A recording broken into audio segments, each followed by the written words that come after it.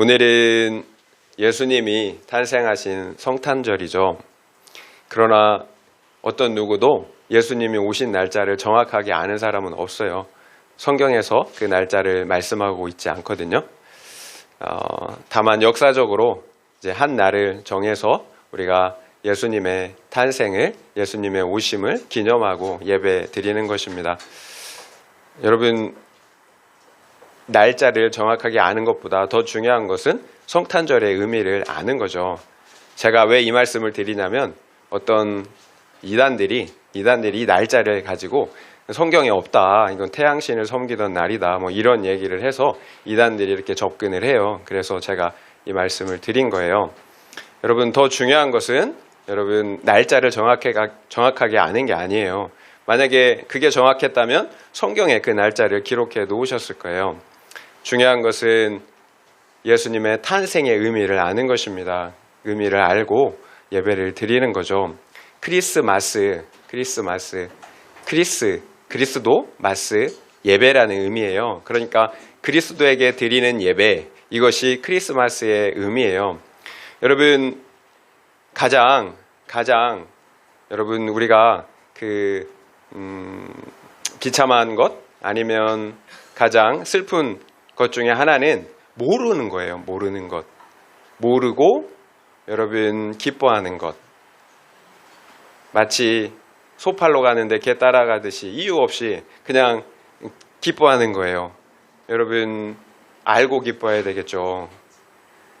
왜 그리스도께 예배를 드려야 할까요? 그리스도가 누구인지를 알아야 되겠죠. 여러분, 우리가 모르고 예배드리는 것은 여러분 하나님을 무시하는 행위예요. 그리스도가 누구인지를 우리가 정확하게 알아야 합니다. 그래야 그분을 예배하는 것이 의미가 있는 거잖아요. 오늘 본문의 말씀은 예수님이 탄생하기 전 700년 전에 이사야라는 선지자를 통해서 예언하신 말씀이었어요. 그러니까 예수님은 어느 한 날 갑자기 이 땅에 오신 게 아니라는 거예요. 구약 성경 전체를 통해서 예수님의 오실 것을, 탄생을 기록하고 계시다라는 거예요. 여러분, 성경 전체가 예수님을 이야기해요. 여러분, 그래서 하나님께서 성경을 기록하신 것입니다. 성경을 기록하신 목적은 예수님이 이 땅에 오셔야 하기 때문에 그 분에 대해서 기록하신 것, 이것이 여러분 구약 성경이에요. 그래서 예수님이 이 땅에 오신 것, 하나님이 예비하시고 보내시기로 약속하셨던 그 예수님이 이 땅에 오신 것이 우리에게 기쁨이 될 수 있는 거예요. 마침내 하나님이 보내시기로 하셨던 그 구원자가 이 땅에 오셨기 때문이에요.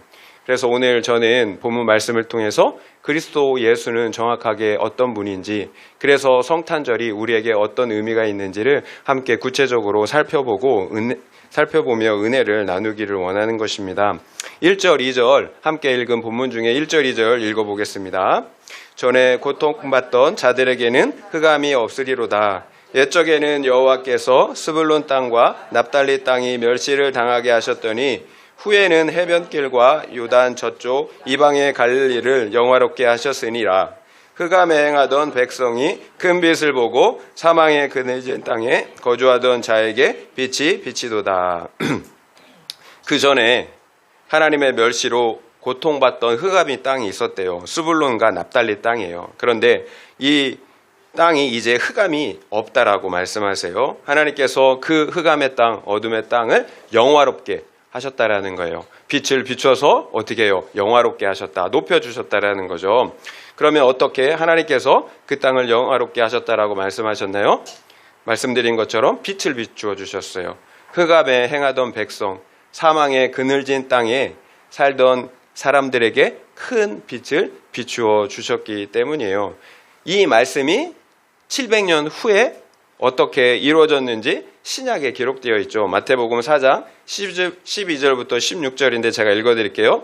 예수께서 요한이 잡혔음을 들으시고 갈릴리로 물러가셨다가 나사렛을 떠나 스불론과 납달리 지경 해변에 있는 가버나움에 가서 사시니 이는 선지자 이사야를 통하여 하신 말씀을 이루려 하심이라. 일러스되 스불론 땅과 납달리 땅과 요단강 저편 해변길과 이방의 갈릴리여 흑암에 앉은 백성이 큰 빛을 보았고 사망의 땅과 그늘에 앉은 자들에게 빛이 빛이었도다 하였느니라. 예수님께서 사역하신 곳이 바로 스불론과 납달리 지역이었어요. 이처럼 700년 전에 이사야를 통해서 하셨던 예언의 말씀이 예수님을 통해서 그리고 예수님의 사역을 통해서 그대로 이루어진 것입니다. 그렇다면 하나님께서는 왜 말씀으로 먼저 약속하시고 그리고 그 말씀대로 이루실까요? 우리를 위한 거죠. 그래야 우리가 믿을 수 있기 때문이에요. 갑자기 어느 날 예수님이 오셔서 나는 하나님이 보내신 구원자라고 그래서 나를 믿으라고 그래서 십자가를 내가 너희를 위해서 지셨다고 한다면 우리가 믿을 수가 있을까요? 여러분, 이 세상의 어떤 종교도 이처럼 정확하게 역사 가운데 예언하신 말씀을 성취하시고 이루어가는 경전 말씀이 없어요. 결국 하나님은 우리에게 맹목적으로 믿음을 강요하시는 분이 아니라는 거예요. 믿을 수 있는 수많은 근거와 증거들을 주셨어요. 여러분, 그 중에 하나가 핵심적인 것이 성경 말씀이에요. 여러분, 성경 말씀처럼 객관적으로 여러분 과학적인 책이 없어요. 여러분 읽어보세요. 그리고 여러분 이미 고고학적으로 사회에서 고고학적으로 역사적으로 많은 것들이 검증이 되었어요. 역사적인 사실이에요. 그런데 이렇게 정확하게 또 예언하신 말씀이 또 예수 그리스도를 통해서 이루어지잖아요. 그럼에도 믿지 않는다면 핑계할 수가 없는 거죠. 여러분, 스불론과 납달리 땅이 왜 사람들이 멸시하는 땅이 되었을까요? 스불론과 납달리는 이스라엘의 최북단의 그 변방에 있었던, 그래서 외세로부터 많은 공격을 받았던 그런 정말 침입이 많았던 그런 지역이었어요. 그러니까 많은 그 외세의 침입을 통해서 철저하게 유린당했겠죠. 그러니까 자연스럽게 종교, 정치, 경제적으로 소외된 지역이 되었어요. 그리고 무엇보다 BC 722년에 북이스라엘이 아수르에 의해서 완전히 패망하였잖아요. 아수르는 민족 혼합 정책을 실시하였어요. 북이스라엘 사람들을 포로로 끌고 가서 여러 식민지에 흩어서 살게 했어요. 반대로 많은 사람들을 그 포로들을 끌어다가 그 스불론과 납달리와 같은 그 이스라엘 지역에 이주하여서 이스라엘 사람들과 함께 살게 했다라는 거예요. 그러니까 어떻게 해요? 민족적으로 같이 살면서 섞였겠죠. 혼혈이 된 거예요. 종교의 순수성도 다 잃어버리고 말았겠죠. 그 중에서도 스불론과 납달리 지역이 더 심각했다라는 거죠. 결국 종교적으로 민족적으로 순수했던 그 유대 백성들 입장에서 볼 때는 스불론과 납달리 땅이 상종 못할, 멸시할 만한 그런 사람들이 된 거예요. 그러니까 그리스도를 만났다는 그 빌립의 말을 듣고 나다니엘이 뭐라고 합니까? 갈릴리에서 무슨 선한 것이 나겠느냐. 이것이 그 당시에 일반적인 사람들의 그 스불론과 납달리에 대한 그런 평가였어요. 그렇다면 그게 중요하겠죠. 왜 예수님께서는, 왜 그리스도께서는 모든 사람들이 자랑하는 예루살렘으로 가지 않으시고 멸시, 천대를 받는 이방의 갈릴리로 가셨느냐라는 거예요. 이유가 있어요. 이사야 57장 15절에 이런 말씀이 있어요. 지극히 존귀하며 영원히 거룩하시며 거룩하다 이름하는 이가 이와 같이 말씀하시되 내가 높고 거룩한 곳에 있으며 또한 통회하고 마음이 겸손한 자와 함께 있나니 이는 겸손한 자의 영을 소생시키며 통회하는 자의 마음을 소생시키려 함이라. 제가 읽어드린 말씀을 보니까 하나님이 거하시는 장소가 두 군데 있어요. 전능하시고 거룩하신 하나님이니까 당연히 저 높은 하늘 거룩한 곳에 계십니다. 그런데 하나님께서 거하시는 곳이 또 한 군데 있다고 하세요. 바로 통회하는 마음, 겸손한 마음, 그 사람과 함께 하신다고 말씀하세요. 여러분, 통회가 뭡니까? 통회. 어린이들 잘 모르죠? 통회. 내 죄를 슬퍼하고 회개하는 마음이 통회예요. 그렇게 통회하고 겸손한 마음 가운데 하나님이 함께 하신대요.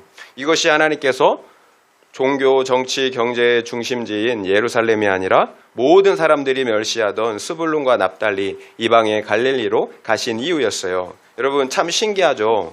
하나님은 거룩하신데, 높으신데 왜 통회하고 겸손한 자와 함께 하실까요? 이 사실을 아는 것이 중요해요. 하나님은 교만한 자를 대적으로 여기십니다. 원수로 여기신다라는 거예요. 그런데 어떻게 교만한 사람을 찾아가실 수가 있겠어요? 반대로 하나님은 자기의 죄를 보고 통회하는 자, 마음이 겸손한 자를 불쌍히 여기신다고 해요. 그래서 그를 찾아가는 거예요. 그런데 그 이유가 중요하죠. 뭐라고 말씀하세요? 이는 겸손한 자의 영을 소생시키며 통회하는 자의 마음을 소생시키려 함이라. 이것이 하나님께서 자기 죄를 보고 통회하는 자, 겸손한 자를 찾아가시는 이유예요. 그 영혼을 다시 살게 하시려는 것입니다. 우리는 모든 사람들이 인정해주는 화려한 예루살렘이고 싶잖아요. 이 세상의 영광과 부귀와 영화를 얻고 모든 사람들이 부러워하는 그런 인생을 살고 싶잖아요. 누가 찌질하게 스불론이나 그리고 가버나움처럼 멸시받는 인생을 살고 싶겠어요. 중요한 것은 누구에게 구원자이신 그리스도께서 찾아가시느냐라는 거예요.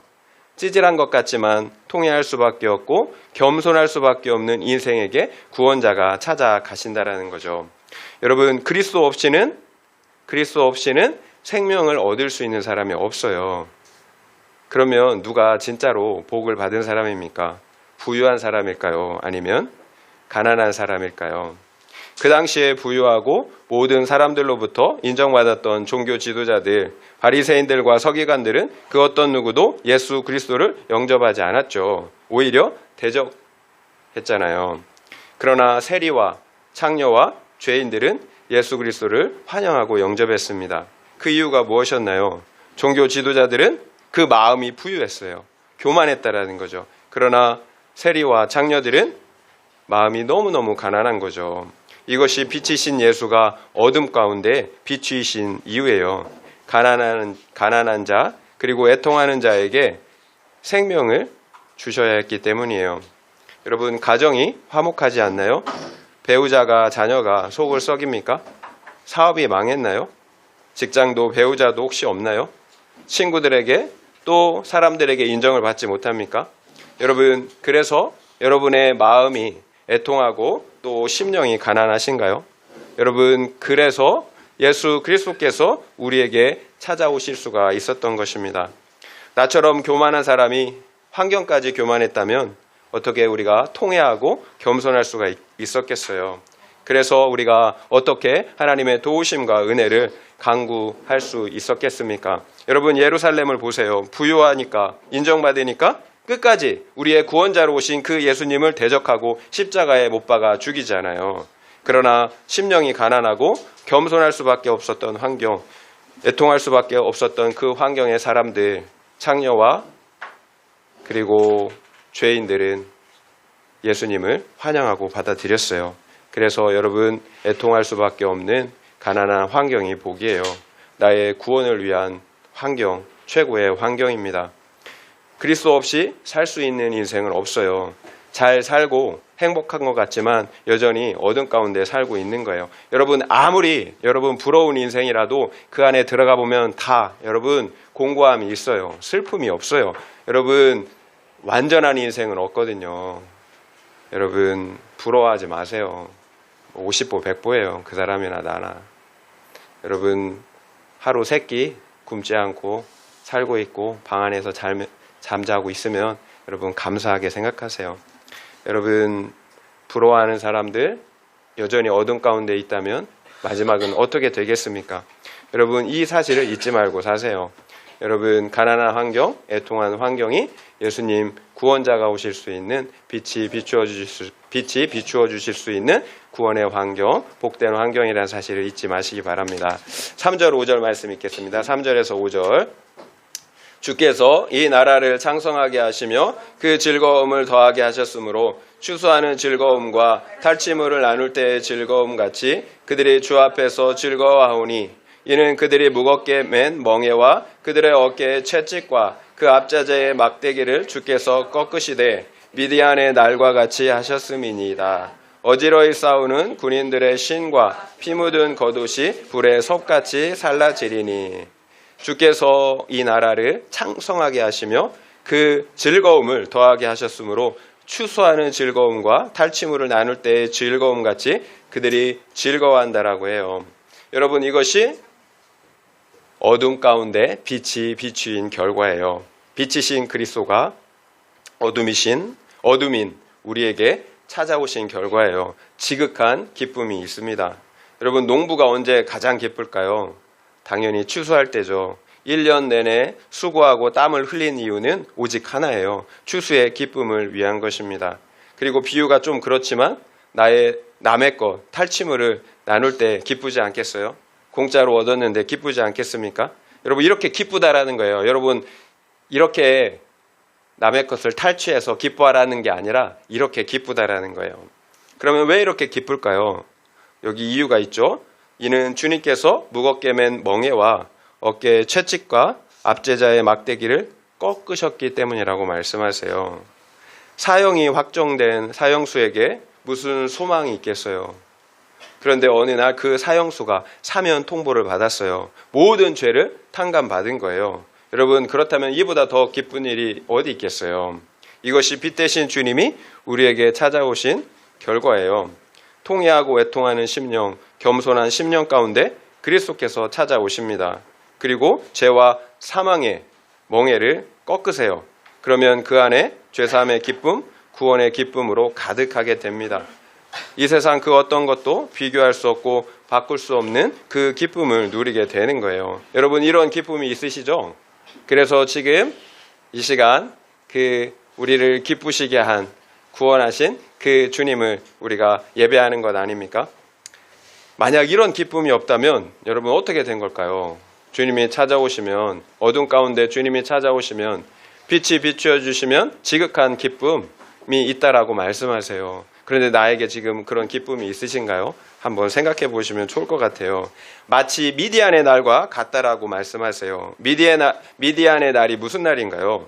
사사시대에 기브온과 그리고 300명 용사가 어떻게 했어요? 이스라엘을 괴롭히고 약탈하던 약 12만 명의 미디안을 진멸하고 구원한 사건을 말하는 거죠. 300명이 12만 명을 어떻게 해요? 멸절했다라는 거죠. 오로지 나팔을 불며 횃불을 들고 외쳤을 뿐이에요. 그래서 12만 명을 여러분 진멸하고 이스라엘을 구원했어요. 결국 300명이 12만 명을 어떻게 이길 수 있겠습니까? 누가 구원한 거죠? 여호와께서 구원하신 거죠. 여러분, 미디안의 날처럼 이렇게 하나님께서 우리를 구원하시겠다라는 거예요. 이처럼 우리의 구원은 하나님의 전적인 은혜인 거죠.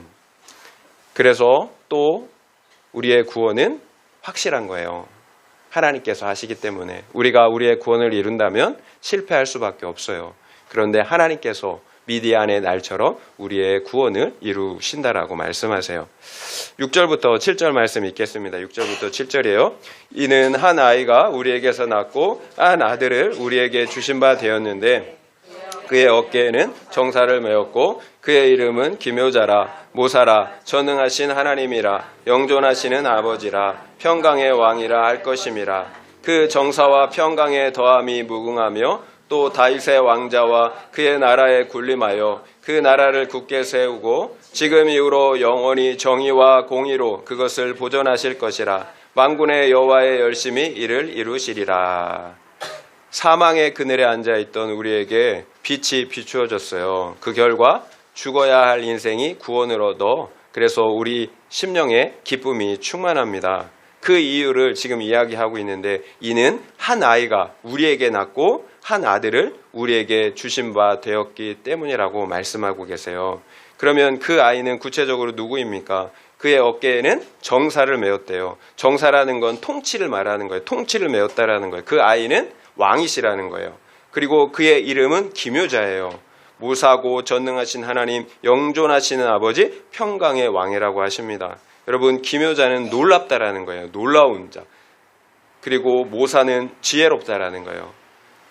정말 너무 놀라운 그리고 지혜로운 자. 그런데 그 아이를 전능하신 하나님이라고 하세요. 영존하시는 영원하신 아버지라고 평강의 왕이라고 부를 것이라는 거죠. 그러니까 그 아이가 누구라는 거예요? 창조주 하나님이신 거죠.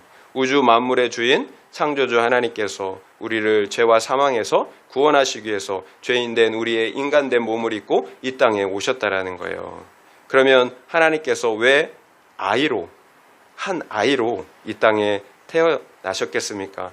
우리가 말씀드린 것처럼 앞전에 우리가 그 이유를, 목적을 알고 기뻐해야 되겠죠. 여러분, 사랑받기 위해서, 행복하기 위해서 태어나신 것이 아니에요.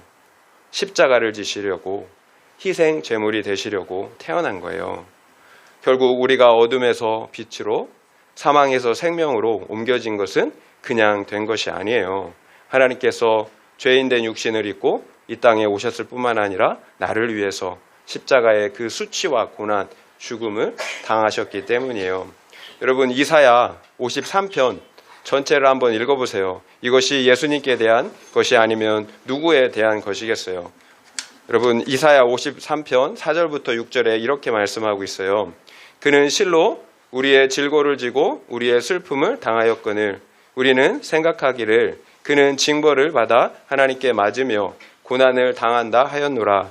그가 찔림은 우리의 허물 때문이요 그가 상함은 우리의 죄악 때문이라. 그가 징계를 받음으로 우리는 평화를 누리고 그가 채찍에 맞음으로 우리는 나음을 받았도다. 우리는 다 양 같아서 그릇 행하여 각기 제 길로 갔거늘 여호와께서는 우리 모두의 죄악을 그에게 담당시키셨도다. 여러분, 이 역시 700년 전에 이사야를 통해서 기록된 말씀이에요. 예수님의 고난에 대한 말씀인 거죠. 우리는 질고를 지고 그는 우리의 질고를 지고 우리의 슬픔을 당하였거늘 우리는 생각하기를 그는 죄가 있어서 고난을 당한다 생각했다라는 거예요. 그런데 그가 찔림은 우리의 허물 때문이요 그가 상함은 우리의 죄악 때문이래요. 그가 징계를 받아서 우리가 평화를 누리고 그가 채찍에 맞음으로 우리는 나음을 입었다라고 말씀하고 계세요. 우리는 다 양 같아서, 여러분, 양이 얼마나 제멋대로 사는지 아시죠? 다 양 같아서 그릇 행하여 각기 제 길로 갔거늘 여호와께서는 그 죄악을 우리에게 담당시킨 것이 아니라 그 죄악을, 우리 모두의 죄악을 그에게 담당시키셨다라고 말씀하세요. 이것이 700년 전에 기록된 예수 그리스도의 고난에 대한 예언이었어요. 여러분, 하나님께서 우리를 사랑하시지 않는데도 이렇게 하실 수가 있겠습니까? 누구 때문에, 무엇 때문입니까? 우리의 허물, 우리의 죄악 때문이라고 말씀하세요. 여러분, 우리가 이 땅에서 왜 고통과 멸시와 압제와 죽음을 당해야 합니까? 왜 어둠 가운데 우리를 압제하는 그 막대기를 맞고 채찍을 맞고 고난을 당해야 합니까? 이것이 그 이유예요. 우리의 죄 때문에. 결국 진정한 평강, 기쁨은 내 마음대로 할 때 오는 게 아니에요. 여러분, 내 마음대로 하면 기쁨이, 평강이 찾아올까요? 여러분, 오히려 내 마음대로 할 때 이렇게 고통과 멸시를 받게 돼요. 그리고 결국은 사망에 이르게 된다라고 말씀하고 계세요. 여러분, 예수님이 찾아오실 때, 내 안에 있는 죄가 용서받을 때, 그래서 예수님이 왕으로 우리를 통치하실 때 진정한 평강이 온다라고 지금 성경은 말씀하고 계시는 거예요. 여러분, 내가 왕이 되어 내가 마음대로 살아갈 때 평강이 오는 게 아니에요. 모든 사람이 내 기준을 가지고 내가 왕이 되어 살아가니까 세상이 이렇게 힘들고 또 악으로 가득 차게 된 것 아닙니까? 여러분, 주님이, 예수 그리스도가 우리에게 찾아오실 때, 그래서 우리의 죄가 용서받을 때, 그래서 주님이 영원토록 나를 통치하시고 다스리실 때, 그래서 하나님의 나라가 이루어지실 때 진정한 샬롬, 평강이 온다라는 거예요. 여러분, 이것이 하나님이 우리에게 보내주신 왕의 모습이에요. 우리가 생각하는 왕은 권력, 권세, 영광으로 가득 찬 왕이잖아요. 그런데 하나님이 우리에게 보내주신 왕은 여러분 이렇게 보잘것없고 형편이 없어요. 그래서 마구간에, 여러분, 마구간에 머리 뉘을 곳 없는 그 마구간에 여러분 그 왕이 태어난 거예요. 그리고 십자가에서 우리를 위해 여러분 물과 피를 흘려 희생하신 것입니다. 여러분, 이것이 왕의 모습이에요. 우리가 생각하는 왕이 아니에요. 여러분, 그렇다면 우리는 어떻게 해야 합니까? 예수님이 이렇게 말씀하셨어요. 마태복음 4장 17절에 이때부터 예수께서 비로소 전파하여 이르되 회개하라 천국이 가까이 왔느니라.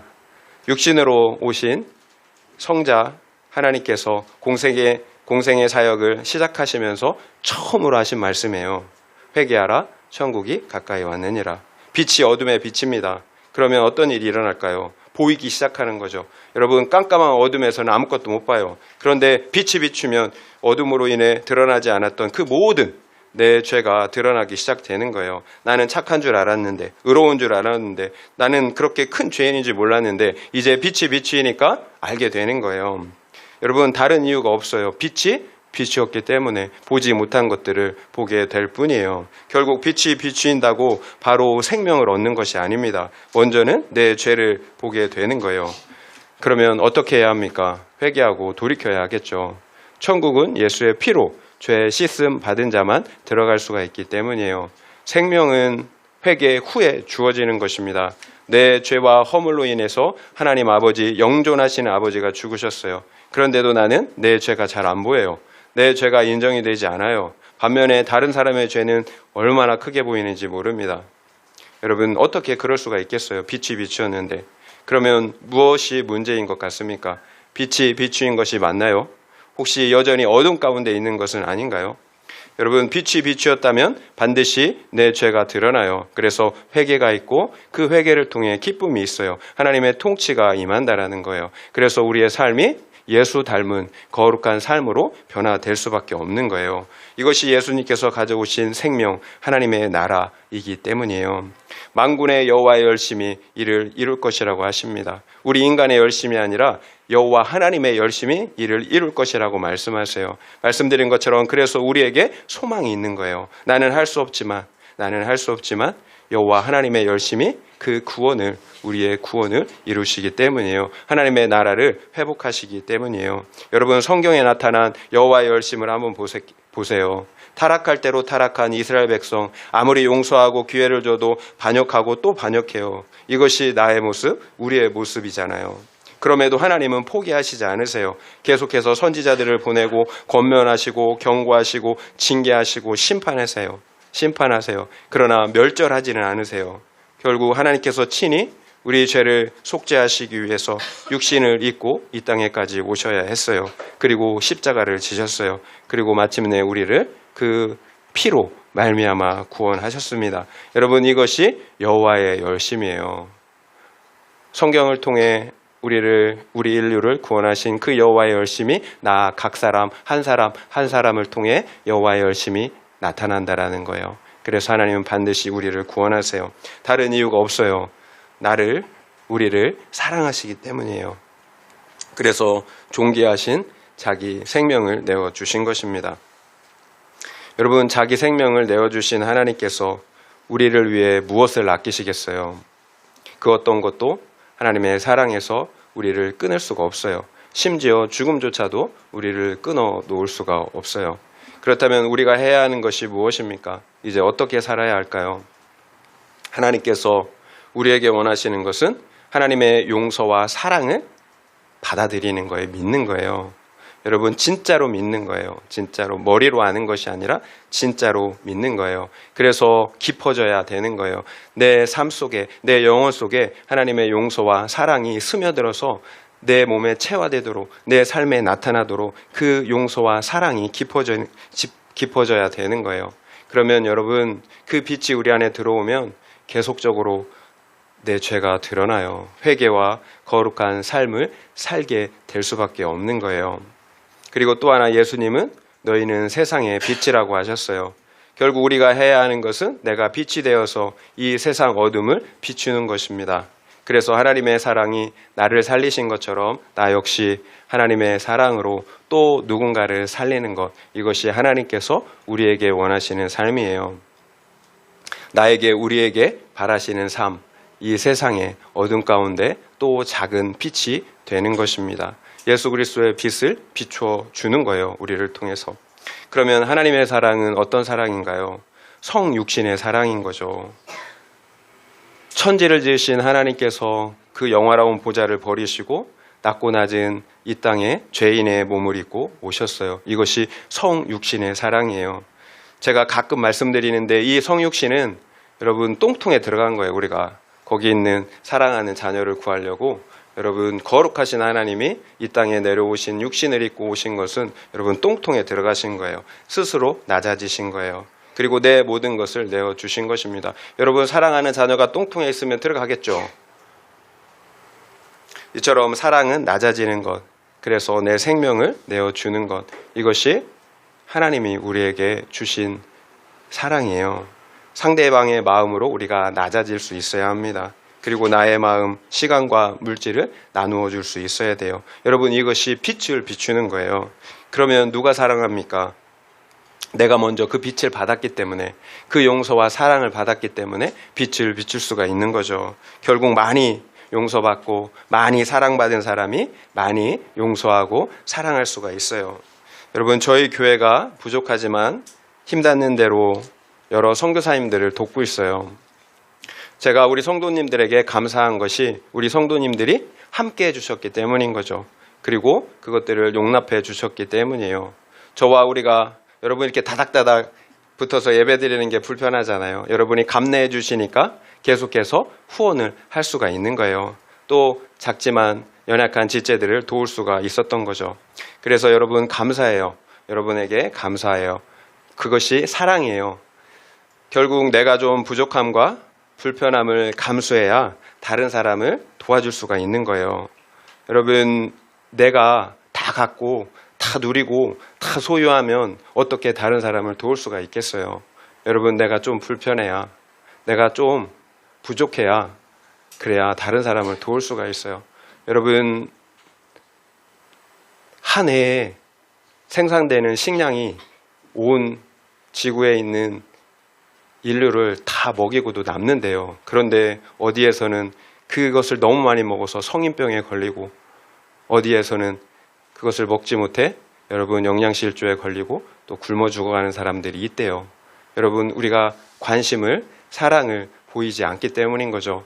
여러분 아프리카에 있는 어린이들 여러분 한번 기억해 주시면 좋을 것 같습니다. 여러분 내 것을 나누시면 좋을 것 같아요. 여러분 절대로 헌금하라는 말씀이 아니에요. 생명이 필요한 사람들과 함께 여러분의 것을 나누라는 것입니다. 물질을 나누시고 기도를 나누시고 공감을 나누시고 시간을 나누어 주셨으면 좋겠어요. 그래서 빛을 비추어 주세요. 그래서 어둠 가운데 있는 한 생명을 살려주세요. 이것이 하나님이 원하시는 성탄절의 의미를 아는 것입니다. 여러분 나누어 주는 것, 내가 받은 그 사랑을 나누어 주는 것, 이것이 진정한 성탄절의 의미를 아는 것입니다. 이처럼 성탄절의 의미를 알고 또 복된 성탄을 누리는 우리 모두가 되시기를 예수님의 이름으로 축원드립니다.